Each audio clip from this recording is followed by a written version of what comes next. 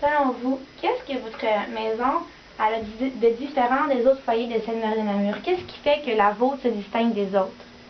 Eh bien, il faut dire que quand les sœurs ont accompli des tâches, je dis apostoliques, là, ça veut dire différents travaux. Sœur Auréa est en classe, et puis d'autres sœurs font des services auprès des jeunes à Ottawa.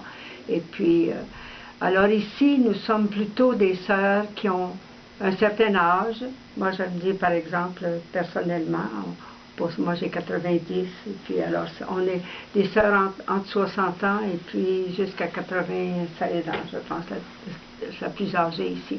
Alors, ça veut dire que c'est plus difficile pour nous autres d'être dans un apostolat, un travail que ça nous prend chaque jour, qu'on doit se rendre à un bureau ou à un travail, comme on a sœur Laura à Ottawa qui va faire du counseling auprès des jeunes de l'Université d'Ottawa, mais il faut qu'à tous les jours, une autre sœur va auprès des immigrés, eh bien, elle doit être à son bureau à 9 h le matin jusqu'à 5 h. Mais nous autres, avec notre état physique, nous devons être plus retirés. Donc la différence ici, c'est qu'on a un programme plus aéré, si je peux dire ça, selon les capacités de chacune. Adapté aux capacités. Puis nous avons la prière plus tard le matin. On a une prière à la chapelle à 8h30 le matin. Les sœurs qui peuvent venir, qui sont assez capables de venir, mais nous sommes déjà un groupe de 9-10 là, à cette chapelle.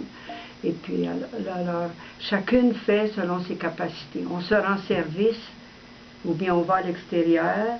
Il y a une religieuse qui va à la table de Bethléem donner le dîner aux petits-enfants de l'école, puis selon les capacités de chacune. C'est ça qui fait la différence, que quand on est engagé et qu'on doit se rendre pour 9 h le matin, eh bien à un certain âge, on ne peut plus faire ça, comme les mamans, les grands-mamans chez vous.